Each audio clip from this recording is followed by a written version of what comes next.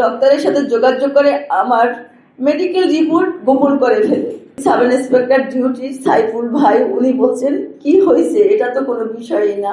Calling bell দিছে আমাদের উপরে অনেক শব্দ করিয়া, পরে ওনরা চলে গেছেন, ওনরা আসছেন বেল দেওয়ার কারণে। ওরা হুড় করিয়া কিছু বের হয়ে গেছে এবং কিছু লোক বাড়িয়ালি পাইছে। পুরা লোকই বাড়িয়ালি লাস্টের ওদের হাতে অস্ত্র ছিল, কারেন্টের শর্ট মেশিন ছিল, পিস্তল ছিল, হাতুড়ি ছিল। ওই ভয়তে বাড়িয়ালিও কেসি গেট খুলে দিয়েছেন। 15-16 জন লোক বের হয়েছে, বাড়িয়ালিও কেসি গেট খুলে দিচ্ছেন ওনাদের ভয়তে। মহিলা মানুষ ছিলেন ওরা 2 জন। এই অবস্থায় আমি 999-এ ফোন করি।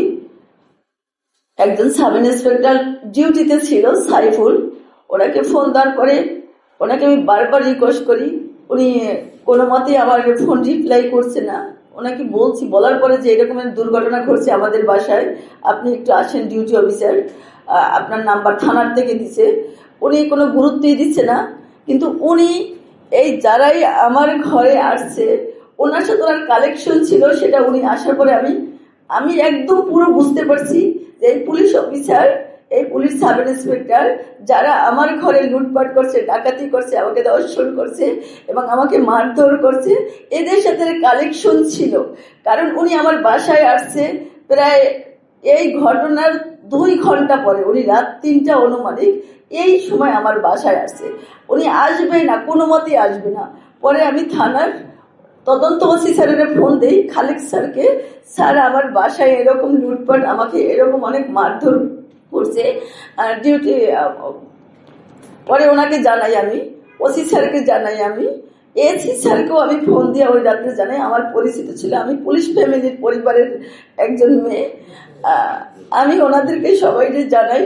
জানানোর পরে এসি স্যার বলছে কি বলেন, আমি এখনই 999-এ ফোন দিয়ে লোক যেতে বলছি। খালেক স্যারও এই কথাই বলছে, ভালো কথা বলছে। পরে ওনাকে ফোন দেওয়ার পর উনি কোনো মতে আসছে না। আমার ভাই, আমার ছোট ভাইও পুলিশ ডিপার্টমেন্টে আছে, ওকেও জানাই। উনি অনেক রিকোয়েস্ট করছে ওই অফিসারকে। উনি 2-3 ঘন্টা পরে আসছে। আসার পরে দরজার গেটে আসছে, আয়সা জিজ্ঞেস করে কি হয়েছে, এটা তো কোনো বিষয়ই না। Police sub inspector duty Saiful ভাই উনি বলছেন কি হয়েছে, এটা তো কোনো বিষয়ই না। তারপর ওনাকে অনেক রিকোয়েস্ট করে আমরা ঘরের ভিতরে ঢুকেছি, আপনি একটু ভিতরে দেখেন। আমি উঠতে পারছি না, আমি ওখান থেকে মাটি হাঁপড়াইয়া আমার ডাইনিংয়ে আসছি। আসার পরে উনি কয় আমি কি ডক্টর, আমি কি করব, আমি কি ডক্টর, আমি কি করব। তা ওনার সাথে আমি আর কোনো কথা বাড়াবাড়ি করি নাই, উনি চলে গেছেন।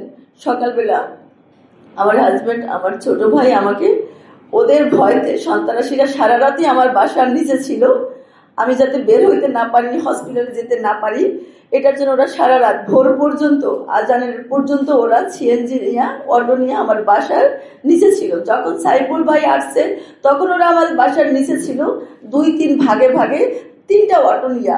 তখন আমরা বলছি যে ওরা এখনো নিচে আছে, ওই দেখেন হাঁটাহাঁটি করে, ওই দেখেন অটোর ভিতরে আছে। কিন্তু উনি কোনো গুরুত্ব দেয় নাই, উনি ওনার মতন চলে গেছে। তখন আমি বুঝতে পারছি যে ওনার সাথে ওনার একটা কালেকশন ছিল, ওনাকে জানাই আসছে যাতে ওরা এই ঘটনা ঘটাইবে, যাতে কোনো ডিউটি অফিসার আমার বাসায় না যায়।